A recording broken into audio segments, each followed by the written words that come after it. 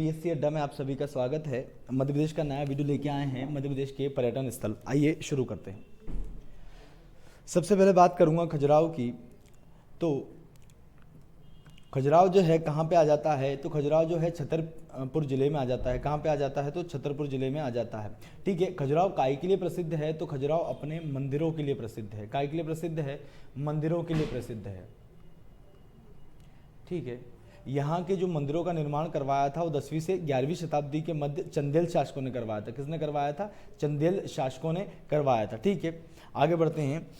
मध्य प्रदेश में यहाँ पे जो है स्टार्ट में जो है 85 मंदिर थे। कितने बनाए गए थे? स्टार्ट में 85 मंदिरों का निर्माण किया गया था। किसने करवाया था निर्माण? चंदेल शासकों ने करवाया था। परंतु वर्तमान में कितने मंदिर रह गए हैं? 22 मंदिर रह गए हैं। ठीक है, एक बार वापस से रिपीट करता हूँ। खजुराहो जो है कहाँ पे आता है, तो छतरपुर जिले में आएगा। ठीक है। खजुराहो काय के लिए प्रसिद्ध है, तो अपने मंदिरों के लिए प्रसिद्ध है। ठीक है। उसके बाद इसका जो निर्माण करवाया था, खजुराहो के मंदिरों का निर्माण, ये 10वीं से 11वीं शताब्दी के मध्य करवाया था। तो किसने करवाया था? ये करवाया था चंदेल शासकों ने करवाया था। ठीक है। शुरुआत में यहाँ पे 85 मंदिर थे और वर्तमान में कितने रह गए हैं, तो 22 मंदिर ही अस्तित्व में है। ठीक है, आगे बढ़ते हैं। ठीक है। अब क्या हुआ, 1986 में खजुराहो ऐसा पहला पर्यटन स्थल बना, यानी खजुराहो एक ऐसी जगह मिली जिसे यूनेस्को ने अपनी विश्व विरासत सूची में रखा है ना। ये मध्य प्रदेश का पहली ऐसी जगह है जिसे यूनेस्को ने अपनी विश्व विरासत सूची में शामिल किया था। कब किया था? 1986 में किया था। ठीक है, ये लिखा है मंदिरों को विश्व धरोहर सूची में शामिल किया गया। ठीक है। और वर्ष 2009 में क्या हुआ? वर्ष 2009 में भारत के 7 आश्चर्यों में सम्मिलित किया गया। कितने? भारत के 7 आश्चर्यों में सम्मिलित किया गया। ठीक है। खजुराहो को पत्थर पर तराशी गई नगरी, बहुत ही इंपॉर्टेंट लाइन है ये। खजुराहो को पत्थर पर तराशी गई नगरी भी कहा जाता है ना, क्योंकि यहाँ पे अपनी मूर्तियों के लिए प्रसिद्ध है। ठीक है, आप लोगों ने सुना होगा खजुराहो की जो मूर्तियाँ हैं ये मूर्तियों के लिए भी प्रसिद्ध है यहाँ पे। तो खजुराहो को क्या कहा जाता है, तो खजुराहो को पत्थर पर तराशी गई नगरी कहा जाता है। क्या कहा जाता है? पत्थर पर तराशी गई नगरी कहा जाता है। ठीक है। यहाँ के मंदिरों को 3 समूहों में बांटा गया है। कितने में? यहाँ के मंदिरों को 3 समूहों में बांटा गया है। पहला पश्चिमी समूह, पूर्वी समूह और दक्षिणी समूह, मतलब कुछ इस प्रकार से। ठीक है, 3 पोर्शन है, तीनों अपन पढ़ेंगे। पश्चिमी समूह ये वाला पोर्शन हो जाएगा, पूर्वी समूह ये वाला पोर्शन हो जाएगा और दक्षिणी समूह ये वाला पोर्शन हो जाएगा। ठीक है, चलते हैं आगे।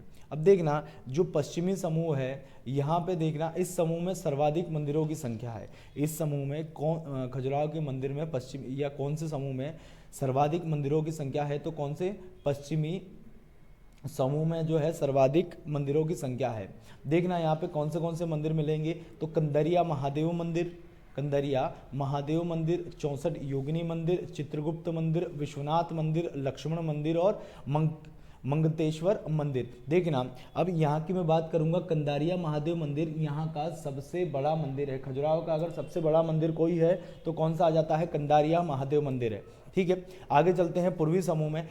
अब ये देखना, ये जो पूर्वी समूह है ये जैन धर्म से संबंधित है। ठीक है, यहाँ पे आपको जैन धर्म से रिलेटेड मंदिर मिलेंगे। तो इसमें देखना, पार्श्वनाथ मंदिर भी है। कौन सा है? पार्श्वनाथ मंदिर है, घटाई मंदिर है और आदिनाथ मंदिर है। 3 मंदिर यहाँ पे है। वापस सुनना, पार्श्वनाथ मंदिर है, घटाई मंदिर है और आदिनाथ मंदिर है। तीसरा देखना, दक्षिणी समूह में, तो यहाँ पे दूलादेव मंदिर है और चतुर्भुज मंदिर है। कौन सा? दूलादेव मंदिर है और चतुर्भुज मंदिर है। ठीक है, आगे अपन चलते हैं, थोड़ा इसके बारे में और जान लेना। तो यहाँ पे जो है देखना, जैन धर्म के मंदिर अपन ने देखे, तो ये जैन धर्म से संबंधित भी हो जाएगा। उसके बाद वैष्णव धर्म से संबंधित भी हो जाएगा। जैन धर्म, वैष्णव धर्म तथा शैव धर्म से संबंधित है ये। ठीक है, ध्यान रखना। वापस एक बार रिपीट कर देता हूँ स्टार्ट से, या सीधे मेरी लैंग्वेज में सुन लो कि खजुराहो कहाँ पे है, तो खजुराहो छतरपुर जिले में आ जाता है। ठीक है, खजुराहो में जो है काय के लिए प्रसिद्ध है? खजुराहो तो मंदिरों के लिए प्रसिद्ध है। इसके मंदिरों का निर्माण किसने करवाया था, तो 10वीं से 11वीं शताब्दी के मध्य जो है चंदेल शासकों ने करवाया था। ठीक है, यहाँ पे 3 प्रकार के मंदिर हैं, यानी 3 समूहों में बांटा गया है। पहला कौन सा है? पश्चिमी, पूर्वी और दक्षिणी समूह। ठीक है, पश्चिमी समूह में यहाँ पे जो है सबसे ज़्यादा मंदिर है कंदारिया महादेव मंदिर, यहाँ का सबसे बड़ा मंदिर है। फिर 64 योगिनी मंदिर है, चित्रगुप्त मंदिर है, विश्वनाथ मंदिर है, लक्ष्मण मंदिर है और मंगलेश्वर मंदिर है। ठीक है, आगे चलेंगे। पूर्वी समूह में पार्श्वनाथ मंदिर है, घटाई मंदिर है, आदिनाथ मंदिर है। फिर चलेंगे दक्षिणी समूह में, दूल्हादेव मंदिर है और चतुर्भुज मंदिर है। 1986 में यूनेस्को ने इसे अपनी विश्व विरासत सूची में शामिल कर लिया था। ठीक है, ये मध्य प्रदेश का ऐसा पहला प्लेस था। ठीक है, आगे चलते हैं।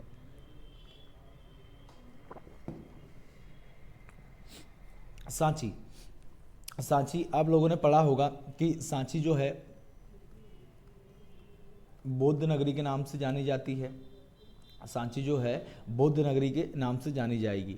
ठीक है, सांची किस जिले में आती है? तो सांची रायसेन जिले में आएगी। ठीक है, बौद्ध धर्म का प्रमुख तीर्थ स्थल है। ठीक है, इसका जो निर्माण करवाया था वो सम्राट अशोक ने करवाया था। किसने करवाया था? सम्राट अशोक ने करवाया था। सम्राट अशोक ने 84,000 स्तूपों का निर्माण करवाया था। कितने हो गया? 84,000 स्तूपों का निर्माण करवाया था। उसमें से सबसे बड़ा स्तूप कहाँ पे स्थित है? तो उसमें से सबसे बड़ा स्तूप है जो है सांची में स्थित है।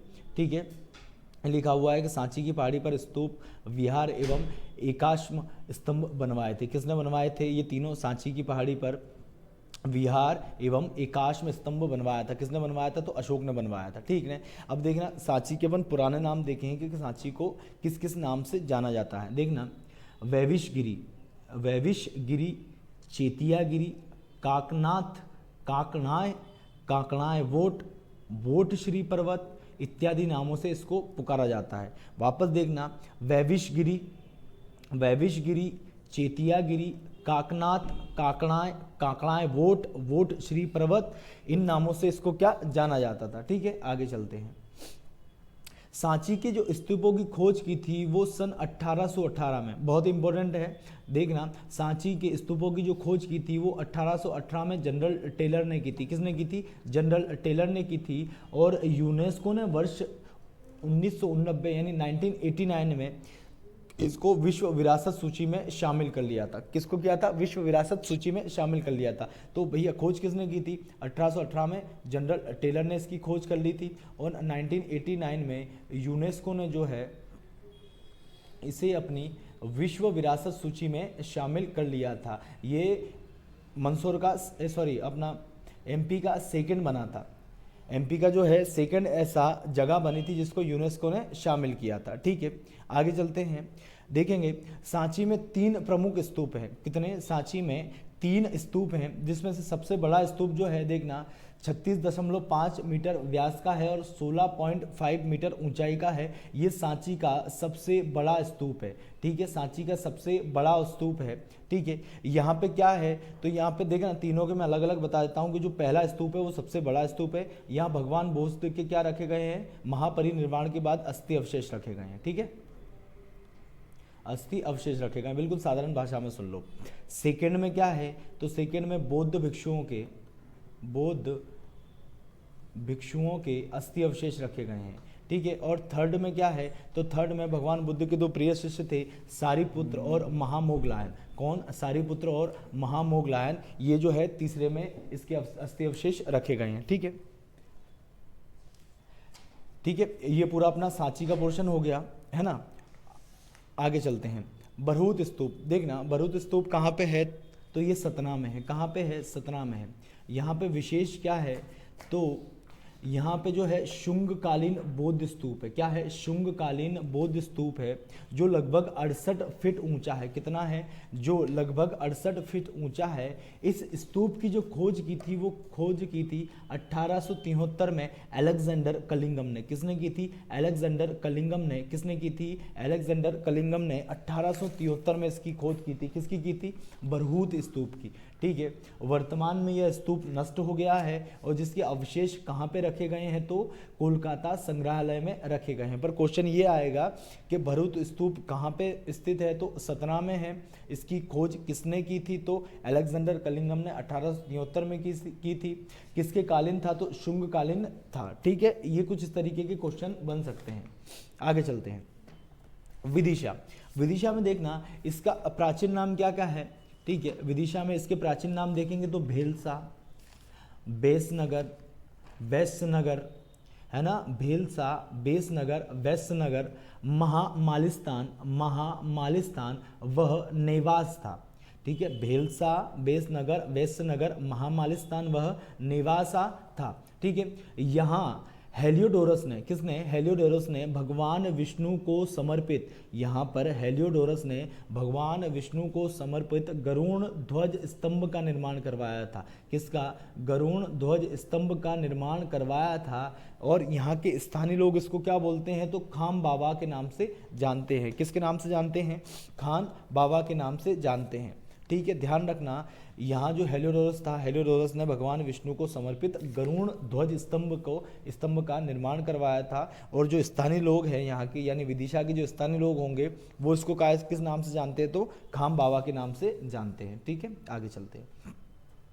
मांडू, मांडू में देखना, मांडू बहुत अच्छी जगह है। मांडू को महलों की नगरी, मछलियों की नगरी के नाम से जाना जाता है। घूमने के लिए बहुत अच्छी जगह है। ठीक है, तो इसके बारे में आराम से सुनिएगा। पहली बात तो मांडू किस जिले में आता है, तो मांडू धार जिले में आता है। किस जिले में आएगा, धार जिले में आएगा। नर्मदा नदी के किनारे, नर्मदा नदी के किनारे विंध्याचल पर्वत श्रेणी पर स्थित है मांडू। ठीक है, 2 क्वेश्चन बन गए, यहाँ पे 3 बन गए। मांडू किस जिले में आता है, तो धार जिले में आता है। किस नदी के किनारे है, तो नर्मदा नदी के किनारे है। किस पर्वत श्रृंखला पर स्थित है, तो विंध्याचल पर्वत श्रृंखला पर स्थित है। अब मांडू के पुराने नाम देखना, तो इसको मांडवगढ़ और शादियाबाद के नाम से जाना जाता था। किस नाम से, मांडवगढ़ और शादियाबाद के नाम से जाना जाता था। यहाँ पे रानी रूपमती और राजा बाज बहादुर की, रानी रूपमती और राजा बाज बहादुर की अमर प्रेम गाथा की व्यक्त करता। मतलब ये जो प्लेस है ये काय के लिए ज़्यादा प्रसिद्ध है। ठीक है, स्टोरी के मामले में तो रानी रूपमती और राजा बाज बहादुर की प्रेम कहानियों के लिए ज़्यादा प्रसिद्ध है। ठीक है, इसके अलावा देखना, इसके अलावा इसे मांडवगढ़ जो है वो जैन तीर्थ के नाम से भी जाना जाता है। मांडवगढ़ जो है वो जैन तीर्थ के नाम से भी जाना जाता है। ठीक है, आगे चलते हैं। अब देखना मांडू के उपनामों में क्या क्या है, तो मांडू को क्या बोलेंगे, महलों की नगरी। क्या बोलेंगे, महलों की नगरी। फिर मछली की नगरी बोलेंगे, है ना। फिर बोलेंगे city of Joy, city of Joy, जिसे हिंदी में अपन क्या बोलते हैं, आनंद की नगरी, आनंद की नगरी। सिटी ऑफ जॉय को हिंदी में क्या बोलेंगे, तो आनंद की नगरी। देखना क्या बोलेंगे, महलों का शहर, मछली की नगरी, सिटी ऑफ जॉय, है ना। या करीमाबाग नगर भी कहा जाता है। क्या कहा जाता है, करीमाबाद नगर भी कहा जाता है। यहाँ पर राजा बाज बहादुर द्वारा रेवा कुंड का निर्माण किया गया है। रेवा कुंड के किनारे, है ना, रेवा कुंड का निर्माण भी किसने करवाया था, तो बाज बहादुर ने करवाया था। और रेवा कुंड के किनारे रानी रूपमती व बाज बहादुर का महल है। ठीक है, और ग्यारसुद्दीन खिलजी द्वारा निर्मित जांज महल व हिंडोला महल भी स्थित है। दोनों का निर्माण किसने करवाया था, जहाज महल और हिंडोला महल का निर्माण किसने करवाया था, तो ग्यासुद्दीन खिलजी ने करवाया था। किसने करवाया था, ग्यासुद्दीन खिलजी ने करवाया था। ध्यान रखिएगा इस बात का। आगे चलते हैं। अब देखना यहाँ पे क्या क्या है, कौन से महल है, और सीधे पर्यटन के तौर पे अपन देखेंगे तो कौन से दार्शनिक स्थल यहाँ पे आ जाएंगे। तो यहाँ पे देखना अशरफी महल आ जाएगा, नीलकंठ महल आ जाएगा, दाई का महल आ जाएगा, जामनिया महल आ जाएगा, दरिया खान की मज़ार आ जाएगी, मलिक मगध की मस्जिद आ जाएगी, दिल्ली दरवाज़ा आ जाएगा, जहांगीर दरवाज़ा आ जाएगा, जहांगीर दरवाज़ा आ जाएगा। उसके बाद होशंग शाह की कब्र आ जाएगी, हाथी महल आ जाएगा, जाली महल आ जाएगा, नरिया महल आ जाएगा, जामा मस्जिद आ जाएगी, है ना, रामपोल दरवाज़ा आ जाएगा, आलमगीर दरवाज़ा आ जाएगा, और तारापुर दरवाज़ा आ जाएगा। ठीक है, ये सब चीज़ें आपको कहाँ पे देखने की मिलेंगी, ओवरऑल ये जो पूरा हिस्सा जो मैंने अभी बताया ये आपको कहाँ पे देखने को मिलेगा, तो ये आपको देखने को मिलेगा मांडू में। इसलिए मांडू को क्या बोलते हैं, तो मांडू को बोलते हैं महलों की नगरी या मछली की नगरी, है ना। तो ध्यान रखिएगा इस बात का। ठीक है, आगे चलते हैं। मंदसौर, ठीक है, मंदसौर का देखिए इसका प्राचीन नाम क्या क्या है, मंदसौर इसका प्राचीन नाम क्या क्या है, तो दशपुर है, इंद्रगढ़ है, या ग्यारसपुर है। क्या क्या था इसका, दशपुर के नाम से भी जाना जाता था, इंद्रगढ़ के नाम से भी जाना जाता था, और ग्यारसपुर के नाम से भी जाना जाता था। यहाँ पर शिवना नदी के तट पर देखिए किस नदी के किनारे बसा हुआ है, तो शिवना नदी के तट पर, है ना, शिवना नदी के किनारे बसा हुआ है। तो शिवना नदी के तट पर जो है भगवान पशुपतिनाथ की अष्टमुखी मूर्ति है। कौन सी है, अष्टमुखी। जो अपन जानते हैं नेपाल के बारे में, तो नेपाल में जो है 4 मुखी मूर्ति है ना, और अपने यहाँ मंदसौर में, जो मंदसौर की बात करेंगे, मध्य प्रदेश में जो मंदसौर की बात करेंगे, यहाँ पे जो है अष्टमुखी मूर्ति है। कौन सी है? अष्टमुखी मूर्ति है, जिसकी तुलना किससे की जाती है? तो नेपाल की पशुपतिनाथ मूर्ति से की जाती है इसकी तुलना। ठीक है, विश्व में एकमात्र मूर्ति है पशुपतिनाथ की मंदसौर में जो अष्टमुखी है। ठीक है, आगे चलते हैं। बुरहानपुर, बुरहानपुर के बाद में देखना, जैसे मैंने आप लोगों को नदियाँ पढ़ाई थी तो मैंने बता दिया था, नदियों में जब ताप्ती नदी बताई थी तो कहाँ से निकलेगी? तो मुल्ताई से निकलेगी, बैतुल के मुल्ताई से निकलेगी। विशेष क्या करती है? तो बुरहानपुर को दो बराबर भागों में बांटती है। तो बुरहानपुर जो है किस नदी के किनारे बसा हुआ है? तो ताप्ती नदी। ठीक है, ताप्ती नदी के किनारे यहाँ पर असीरगढ़ का किला है। कौन सा है? असीरगढ़ का किला है। किला मैंने आप लोगों को पढ़वाया था। असीरगढ़ के किले का निर्माण किसने करवाया था? तो आशा नामक अहिर राजा ने करवाया था। किसने करवाया था? आशा नामक अहिर राजा ने करवाया था। इस किले को दक्षिण का प्रवेश द्वार कहते हैं। क्या कहते हैं? इस किले को दक्षिण का प्रवेश द्वार या दक्षिण की चाबी के नाम से जाना जाता है। दक्षिण का प्रवेश द्वार या दक्षिण की चाबी के नाम से जाना जाता था। ठीक है, यहाँ पर अब्दुल रहीम खान खाना ने, यहाँ पर ये है ना अकबर के 9 जो रत्नों में से एक शामिल थे, इनका नाम क्या था? अब्दुल रहीम खान खाना। जो इन्होंने क्या निर्माण करवाया था? अब्दुल रहीम खान खाना ने यहाँ पे खूनी भंडारा का निर्माण करवाया था और अकबरी सराय का निर्माण करवाया था। तो सीधा क्वेश्चन ये आएगा कि खूनी भंडारा या अकबरी सराय कहाँ पे स्थित है? तो बुरहानपुर में स्थित है। कहाँ पे स्थित है? बुरहानपुर में स्थित है। ये क्या है? प्रमुख ऐतिहासिक स्थल है। ठीक है, आगे चलते हैं। अन्य में अपन देखेंगे, यहाँ पे अन्य में आप लोगों को क्या क्या मिल जाएगा? तो यहाँ पे देखना, मोती महल मिल जाएगा। क्या मिल जाएगा? मोती महल मिल जाएगा। राजा की छतरी बीबी मस्जिद। क्या? राजा की छतरी बीबी मस्जिद कहाँ स्थित है? तो बुरहानपुर में। कहाँ स्थित है? बुरहानपुर में। बहुत जो भी आप लोगों को एंटीक नाम जो लगते हैं ना, उन पे विशेष आप लोग ध्यान दिया करें। तो राजा की छतरी बीबी मस्जिद कहाँ पे है? तो ये आपको मिल जाएगी बुरहानपुर में। ठीक है, दार्शनिक स्थल है ये। उसके बाद लाट मस्जिद भी कहाँ पे है? बुरहानपुर में। शाह नवाब खां का मकबरा, शाह नवाब खां का मकबरा भी आपको वहाँ मिल जाएगा, बुरहानपुर में मिल जाएगा। और इसी के साथ आपको मिलेगी मुमताज़ महल की जो है प्रारंभिक कब्र, मुमताज़ महल की जो है प्रारंभिक कब्र मिलेगी। जब मैं आपको समाधि एवं मकबरे पढ़ाऊंगा तब इसके बारे में बताऊंगा, है ना। मुमताज़ की प्रारंभिक कब्र, है ना, मुमताज़ महल की। उसके बाद देखना यहाँ पे खरबूजा महल है। ठीक है, महल गुलारा है, महल गुलारा है। और दरगाह हकीमी भी कहाँ पे मिलेगी आपको? तो ये बुरहानपुर में देखने को मिलेगी। ठीक है, आगे चलते हैं। उज्जैन की बात करेंगे। उज्जैन सीधे एक ही नाम से जाना जाता है। किस नाम से जाना जाता है? तो महाकाल नगरी के नाम से जाना जाता है। महाकाल नगरी के नाम से जाना जाता है। ठीक है, सुनना, उज्जैन जो है शिप्रा नदी के किनारे स्थित है। उज्जैन के बारे में तो बहुत सारे लोगों को नॉलेज होगा, फिर भी मैं आप लोगों को एक बार रिवाइज करवा देता हूँ। ठीक है, उज्जैन जो है शिप्रा नदी के किनारे स्थित है। इसका प्राचीन नाम क्या है? अच्युतगामिनी, औजुनी, नाभिदेश, कंशृंगा, हेमशृंगा, भोगवती और हिरण्यवती। क्या क्या है? वापस देखना, इसके प्राचीन नाम हम क्या आ जाएगा? अच्युतगामिनी, ओजिन, नाभिदेश, कंशृंगा, हेमशृंगा, भोगवती, हिरण्यवती, कुश स्थली, उज्जैनी। ठीक है, उज्जैनी, ये जिसके क्या नाम थे? तो पुराने नाम थे। नाम बहुत ध्यान रखिएगा, सीधे क्वेश्चन आ जाएगा कि किसका पुराना नाम था, है ना। तो क्वेश्चन पे जो पुराने नाम है इन पे विशेष ध्यान रखिएगा। ठीक है, आगे चलते हैं। यहाँ पर दक्षिणी मुखी, है ना, दक्षिण पूर्वी एकमात्र ऐसी शिवलिंग है, जो 12 जो ज्योतिर्लिंग है ना उसमें से एकमात्र ये है जो कैसी है? तो दक्षिण मुखी महाकालेश्वर ज्योतिर्लिंग है। क्या है? महाकालेश्वर ज्योतिर्लिंग है। यहाँ पर 12 में से एक स्थित है जो महाकालेश्वर के नाम से जानी जाती है। और यहाँ पे प्रत्येक जो है 12 वर्षों में, प्रत्येक ये जो है यहाँ पे प्रत्येक 12 वर्षों में सिंहस्थ का मेला लगता है। बहुत कॉमन है, अपन सबको पता है, सिंहस्थ का मेला या कुंभ का मेला प्रत्येक 12 वर्षों में लगता है। अब मेन यहाँ पे जानने वाली क्या चीज़ है कि उज्जैन को मंदिरों तथा मेलों का शहर कहते हैं। बहुत इंपॉर्टेंट ये लाइन है कि उज्जैन को क्या बोलेंगे? मंदिरों तथा मेलों का शहर बोलेंगे। क्या बोलेंगे? मंदिरों तथा मेलों का शहर कहा जाता है। ठीक है, आगे चलते हैं। यहाँ पर देखना दार्शनिक स्थल में क्या क्या है, जैसे मैंने बताया था यहाँ पे मंदिर तो बहुत सारे मंदिर मिल जाएंगे। तो हरसिद्धि मंदिर यहीं पे है, हरसिद्धि देवी मंदिर है। ठीक है, महादेव मंदिर है, अगस्तेश्वर। ठीक है, उसके बाद गोपाल मंदिर है, मंगलनाथ मंदिर है। ये मंगलनाथ नामक एक जगह है, यहीं पे हिंदुओं को सर्वप्रथम भूगोल का ज्ञान प्राप्त हुआ है।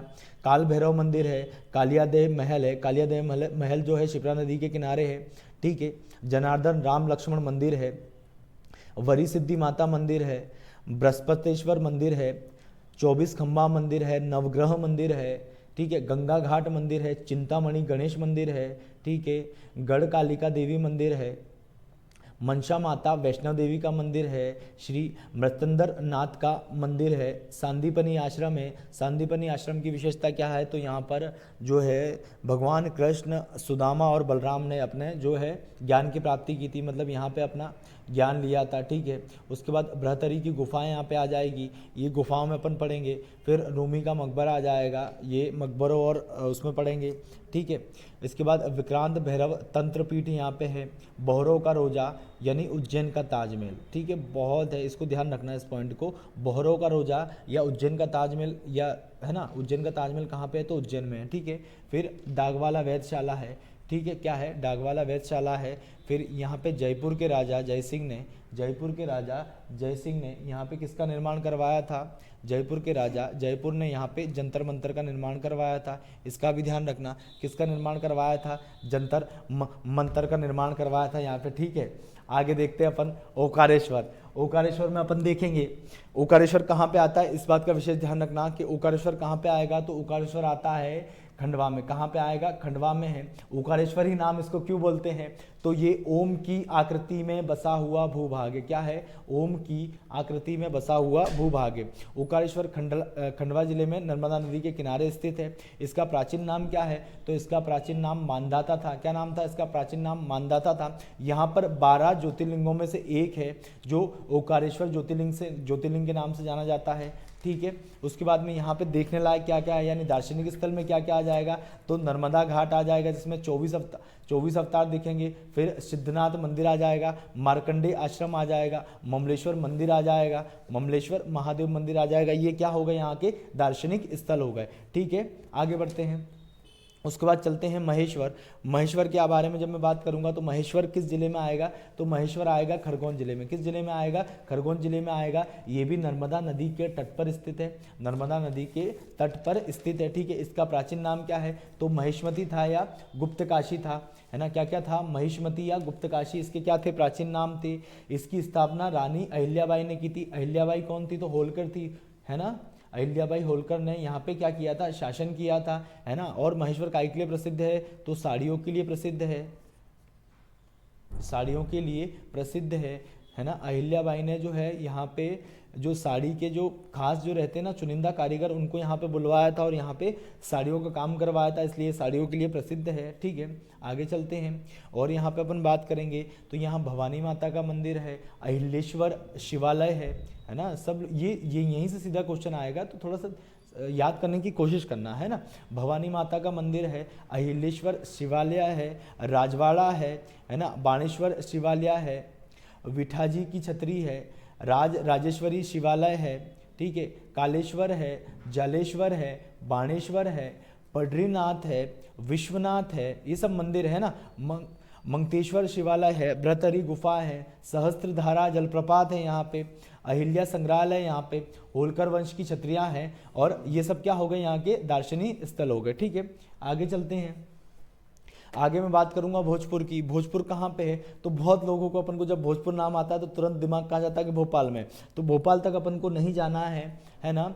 तो भोजपुर कहाँ पे है, तो भोजपुर रायसेन जिले में आता है। किस में आता है, रायसेन जिले में आता है, बेतवा नदी के तट पर। किस में आएगा, रायसेन जिले में आएगा, बेतवा नदी के तट पर, ठीक है। यहाँ पर परमार वंश के राजा जो है ना, परमार राजा जो थे ना, परमार राजा भोज द्वारा निर्मित भोजपुर था, यानी इसका निर्माण किसने करवाया था, तो परमार राजा भोज ने करवाया था, ठीक है। अब यहाँ पे भोजपुर मंदिर का निर्माण, शिवलिंग की स्थापना की थी। अब मेन क्या है, तो ये जो है ना विश्व की सबसे बड़ी शिवलिंग, विश्व की सबसे बड़ी शिवलिंग कहाँ पे है, विश्व की सबसे बड़ी शिवलिंग कहाँ पे है, तो यहीं पे है भोजपुर में, ठीक है। जिसका निर्माण किसने करवाया था, राजा भोज ने करवाया था। किसने करवाया था, राजा भोज ने करवाया था। स्पेशल क्या बोलते हैं, तो इसे उत्तर भारत का, क्या बोलेंगे, इसे उत्तर भारत का सोमनाथ बोलेंगे। क्या बोलेंगे, उत्तर भारत का सोमनाथ किसे कहा जाता है, बहुत ही इंपॉर्टेंट लाइन है, ध्यान रखना। उत्तर भारत का सोमनाथ किसे कहा जाता है, तो उत्तर भारत का सोमनाथ किसको बोलेंगे, तो भोजपुर में जो शिवलिंग है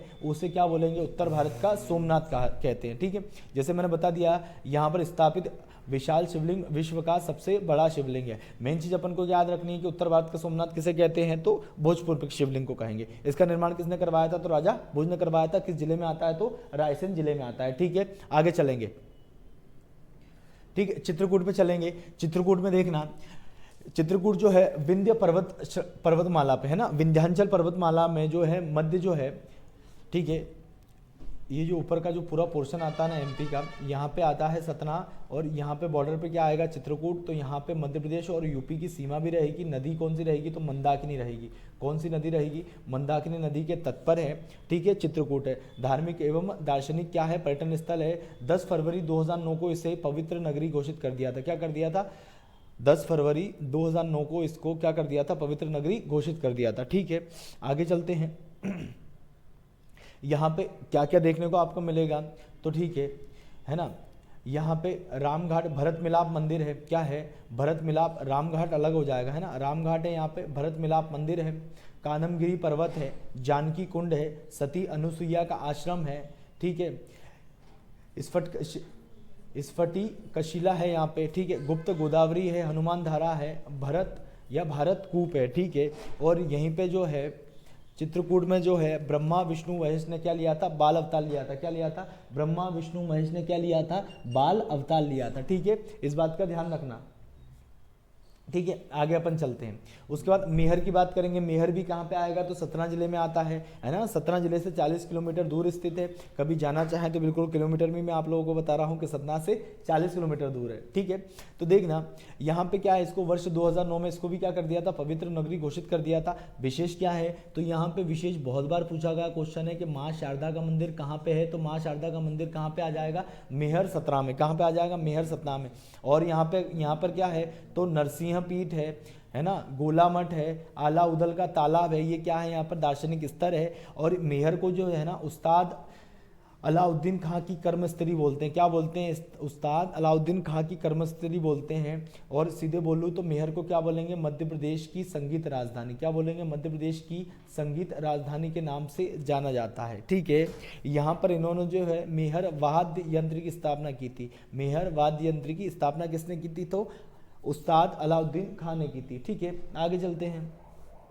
52 गजा, 52 गजा कहाँ पे आ जाता है, तो बड़वानी में आ जाएगा। और ये जैन तीर्थ स्थल है। क्या है, जैन तीर्थ स्थल है। ठीक है, मध्य प्रदेश के बड़वानी जिले में आ जाता है। प्रसिद्ध जो क्या है, जैन तीर्थ स्थल है। यहाँ पर जैन धर्म के प्रथम तीर्थंकर, जैन धर्म के प्रथम तीर्थंकर जो है, थोड़ा सा मिसप्रिंट हो गया है। ठीक है, ऋषभ देव आएगा यहाँ पे है ना, ऋषभ देव, ये जिनको आदिनाथ के नाम से भी अपन जानते हैं। थोड़ा सा गलत प्रिंट हो गया है। तो यहाँ पे जो तीर्थंकर थे, जो ऋषभ देव थे ना, या इनको बोलते थे आदिनाथ के नाम से भी जाना जाता है। तो यहाँ पे जो है भगवान आदिनाथ की 72, देखो नाम इसका क्या है, 52 गजा है। क्या है इसका नाम, इसका नाम भली 52 गजा है, पर यहाँ पे भगवान आदिनाथ की जो है 72 फीट ऊंची मूर्ति है। कितने, 72 फीट ऊंची मूर्ति है। यहाँ पर श्रवण बेलगोला कहाँ पे है, तो कर्नाटक में है। ठीक है, जब आप पूरा पढ़ोगे ना जैन धर्म पढ़ोगे तो उसमें ये बहुत इंपॉर्टेंट जगह है। जब आप हिस्ट्री में ये पढ़ोगे तो आप लोगों को समझ में आ जाएगा। ठीक है, श्रवण बेलगोला जो है कहाँ पे, कर्नाटक में है। तो उसके आधार पर यहाँ पर प्रत्येक 12 वर्ष में क्या लगता है, महामस्तकाभिषेक होता है। महामस्तकाभिषेक होता है, कहाँ पे होता है, तो 52 गजा के लिए होता है। किसकी मूर्ति है, तो ऋषभ देव या भगवान आदिनाथ की जो है 72 फीट ऊंची मूर्ति है। ठीक है, आगे अपन बात करते हैं। ठीक है, यहाँ पे जैन तीर्थंकर की ओर अपन बात करेंगे, जो जैन तीर्थ स्थल है इनकी ओर बात करेंगे। तो मुक्तागिरी कहाँ पे आ जाएगा, तो मुक्तागिरी बैतूल में आ जाएगा है ना। गोमटगिरी कहाँ पे आ जाएगा, तो इंदौर में आ जाएगा। ठीक है, इस गोमटगिरी में क्या है, तो भगवान बाहुबली की खड़गवासन में मूर्ति स्थित है ना। भगवान बाहुबली की मूर्ति कहाँ पे स्थित है, तो इंदौर में है। ठीक है, उसके बाद कुंड मंडल आ जाएगा। कुंड मंडल कहाँ पे है, तो दमोह में है। फिर सोनागिरी आ जाएगा। सोनागिरी कहाँ पे है, तो सोनागिरी दतिया में है। फिर पुष्पगिरी या सोनकच्छ के नाम से भी जाना जाता है। तो ये कहाँ पे पुष्पगिरी, तो ये देवास में है। कहाँ पे पुष्पगिरी, तो देवास में है, देवास के सोनकच्छ में है। ठीक है, देवास जिले के सोनकच्छ नामक स्थान पर निर्मित है। ठीक है, आई होप आप सभी आगे, और अभी तो और देखते हैं अपन पंचमढ़ी में। ठीक है, पंचमढ़ी में देखेंगे तो पंचमढ़ी किस जिले में आ जाता है, तो पंचमढ़ी आ जाएगा होशंगाबाद जिले में। कहाँ पे आ जाएगा, होशंगाबाद जिले में आ जाएगा, ठीक है। यह मध्य प्रदेश का पहला हिल स्टेशन है, मध्य प्रदेश का पहला हिल स्टेशन है, ठीक है। यह वर्तमान में इसको मध्य प्रदेश की ग्रीष्मकालीन राजधानी के नाम से जाना जाता है। वर्तमान में जो है मध्य प्रदेश की ग्रीष्मकालीन राजधानी के नाम से इसको जाना जाएगा, ठीक है। इसको क्या बोलते हैं, मध्य प्रदेश की छत किसे कहा जाता है, बहुत ही इंपॉर्टेंट लाइन है। मध्य प्रदेश की छत किसे कहेंगे, तो मध्य प्रदेश की छत किसको कहेंगे, पंचमढ़ी को कहेंगे। किसको कहेंगे, पंचमढ़ी को कहेंगे। पंचमढ़ी की जो खोज की थी वो 1862 में, 1862 में, 1862 में जो है कैप्टन जेम्स फोर्सिथ ने की थी। किसने की थी, कैप्टन जेम्स फोर्सिथ ने की थी। देखना यहाँ पे सतपुड़ा श्रेणी के मध्य स्थित है। ये कहाँ पे स्थित है, सतपुड़ा श्रेणी के मध्य स्थित है। अनुपम प्राकृतिक सौंदर्यता के कारण इसे, अनुपम प्राकृतिक सौंदर्यता के कारण इसे सतपुड़ा की रानी कहा जाता है। क्या कहते हैं, सतपुड़ा की रानी कहेंगे या सौंदर्यता की रानी कहेंगे। ये सब किसको बोलते हैं, तो ये सब पंचमढ़ी को बोलते हैं, ठीक है। आगे चलते हैं, यहाँ पे क्या है, मध्य प्रदेश की सबसे ऊंची चोटी जो है धूपगढ़, ये कहाँ पे है, तो पंचमढ़ी में है, ठीक है। इसकी ऊंचाई कितनी है, जो धूपगढ़ की जो ऊंचाई है वो कितनी है, 1350, अपन सभी को पता है 1350 मीटर ऊंची है ये धूपगढ़, ठीक है। और 1999 में 1999 में जो है इसको जैव आरक्षित क्षेत्र घोषित कर दिया था। क्या कर दिया था, जैव आरक्षित क्षेत्र इसको घोषित कर दिया था। अब पंचमढ़ी से जो है तवावह वेनवा नदी संगम पर, देखना बहुत इंपॉर्टेंट है ना, तवावह वेनवा नदी के संगम पर मड़ई वन क्षेत्र है। सीधा क्वेश्चन आएगा कि मड़ई वन क्षेत्र कहाँ पर आता है, तो ये होशंगाबाद जिले में, जिला नहीं दे रखा होगा तो पंचमढ़ी में आएगा, ठीक है। क्या है, प्रमुख जल पर्यटन स्थल है। क्या है ये, प्रमुख जल पर्यटन स्थल है ना। वापस सुनना, पंचमढ़ी में जो है तवावह वेनवा नदी के संगम पर मड़ई वन क्षेत्र जो है स्थित है। ये क्या है, प्रमुख जल पर्यटन स्थल है, ठीक है। आगे धूपगढ़ की ओर बात कर लेंगे। धूपगढ़ चोटी जो है सतपुड़ा पर्वत श्रृंखला पर जो है महादेव श्रेणी में है। महादेव श्रेणी में बहुत बार क्वेश्चन आया किस श्रेणी में है, तो महादेव श्रेणी में है। पर्वत कौन सा आ जाएगा, सतपुड़ा पर्वत श्रृंखला आ जाएगी। और इसका प्राचीन नाम क्या है, हरवत्स कोट। क्या नाम है इसका प्राचीन नाम, हरवत्स कोट था। क्या था, हरवत्स कोट था, ठीक है। इसकी जो लंबाई इसकी जो ऊंचाई है वो 1350 है, मैंने आपको पहले ही बता दिया था, ठीक है। आगे चलते हैं, यहाँ पे प्रमुख दार्शनिक स्थल में क्या क्या आ जाएगा, तो देखना हांडी खोपाटी है ना, एंटिक नाम है बिल्कुल, हांडी खोपाटी, चौरागत चोटी, हांडी खोपाटी, उसके बाद चौरागत चोटी, जम्बू द्वीप, बहुत इंपॉर्टेंट है, ध्यान रखना इसका, जम्बू द्वीप, मधुमक्खी झरना, डचेस जलप्रपात, रीछगढ़ की जो गुफा है, प्रियदर्शनी पॉइंट है, राजेंद्रगिरी चोटी है, ठीक है, राजेंद्रगिरी चोटी है, अप्सरा जलप्रपात है, रजत जलप्रपात है, पांडव गुफा है और हरपर की गुफाएं हैं। ये गुफाएं तो अपन खैर जब गुफाएं पढ़ेंगे तब सारी कवर कर लेंगे, ठीक है। आगे चलते हैं अपन, और देखना यहाँ पे जटाशंकर की गुफाएं हैं, गुफाओं में देख लें, इन पे अभी इतना ध्यान नहीं देते हैं, ठीक है। उसके बाद अप्सरा गुफा भी हो गया, राजेंद्रगिरी उदयन है, भीम कोठरी है, यहाँ पे महादेव रॉक पेंटिंग मिलेगी, है ना। रीछगढ़ की ये भी क्या हो गई, रीछगढ़ की ये भी गुफा हो गई, ठीक। उसके बाद बेगम पैलेस मिल जाएगा, संग तमूर मिल जाएगा, भरत मोर गुफा है ना, यहाँ पे गुफाएं बहुत है, सरदार गुफा, द्रौपदी कुटी, रवि शंकर भवन, रोमन कैथोलिक चर्च मिल जाएगा, रोमन कैथोलिक चर्च है, इको पॉइंट है। इको पॉइंट का मतलब होता है जब जहाँ से अपन पहाड़ से आवाज़ देते हैं किसी का भी नाम लेके तो आवाज़ रिपीट आती है, इको बजता है ना, गूंजती है आवाज़। उसके बाद सुषमाशा है, फिर राष्ट्रीय सतपुड़ा राष्ट्रीय उद्यान है। क्या है, सतपुड़ा राष्ट्रीय उद्यान है, ठीक है। ये सब क्या है, यहाँ पे दार्शनिक स्थल है, बहुत सारी जगह है पंचमढ़ी घूमने के लिए, इसीलिए अपन अधिकतर कहाँ पे जाते हैं, तो पंचमढ़ी में जाते हैं, ठीक है। उसके बाद बात करूंगा अमरकंटक की। अमरकंटक जो है कहाँ पर आ जाता है, अमरकंटक से पहली बात अपन सबको पता है कि 3 नदियाँ निकलती है। कौन सी निकलेंगी, ठीक है, कौन सी नदियाँ यहाँ से निकलेंगी, तो 3 नदियाँ निकलती हैं। सोन उत्तर की तरफ बहती है, ठीक है, पूर्व से पश्चिम की ओर अपनी माँ नर्मदा नदी बहेगी, और जो पूर्व की ओर बहेगी वो जोहिला नदी है, ठीक है। तो 2005 में इसको क्या कर लिया था, पवित्र नगरी घोषित कर लिया था। क्या कर दिया था इसको, 2005 में पवित्र नगरी घोषित कर दिया था। अमरकंटक की जो ऊंचाई है, समुद्र तल से जो ऊंचाई है 1065 मीटर है। कितनी, 1065 है ना, 1065, ठीक है। उसके बाद चलते हैं, ये जो है मध्य, है ना, मध्य प्रदेश का दूसरा हिल स्टेशन है। बहुत ही, ये भी बहुत प्यारा क्वेश्चन बनेगा कि मध्य प्रदेश का दूसरा हिल स्टेशन कौन सा आ जाएगा, तो अमरकंटक आ जाएगा। ठीक है, मध्य प्रदेश का दूसरा हिल स्टेशन कौन सा है, तो अमरकंटक है। ठीक है, और 2005 में जो है अचानक कंवर जैन आरक्षित क्षेत्र, है ना, तो इसको भी जैव आरक्षित क्षेत्र में घोषित कर दिया था। ठीक है, कब किया था, 2005 में किया था। आगे चलते हैं, यहाँ पे दार्शनिक स्थल में क्या क्या है, तो नर्मदा नदी का उद्गम यहीं से होता है, नर्मदा कुंड है, सोनमुड़ा है, माई की बगिया है, माई की बगिया है, चरणोदक कुंड है, दुग्ध धारा और कपिल धारा क्या है, यहाँ पे जलप्रपात है। उसके बाद धुनी पानी है, जलेश्वर महादेव मंदिर है, सबरी माता का मंदिर है, कर्ण मंदिर है, सूर्य नारायण मंदिर है, वर्गेश्वर मंदिर है, कार्तिकेय मंदिर है, गुरु गोरखनाथ मंदिर है, 11 रुद्र मंदिर है, सर्वोदय जैन मंदिर है, और कबीर चबूतरा है। क्या है, कबीर चबूतरा है। ठीक है, आगे चलते हैं, भेड़ाघाट की बात करूंगा तो ये जबलपुर जिले में स्थित है। ठीक है, महर्षि भृगु के नाम पर इसका नाम क्या पड़ा, भेड़ाघाट पड़ा, है ना। भृगु ऋषि की क्या थी, कर्मस्थली थी, इसलिए इस एरिया को क्या बोलने लगे, भेड़ाघाट बोलने लगे। ठीक है, आगे चलते हैं। ठीक है, ये आपका हो गया पूरा पर्यटन स्थल। आई होप आप सभी लोगों को पसंद आया होगा। मिलते हैं नेक्स्ट वीडियो में। ठीक है, थैंक यू।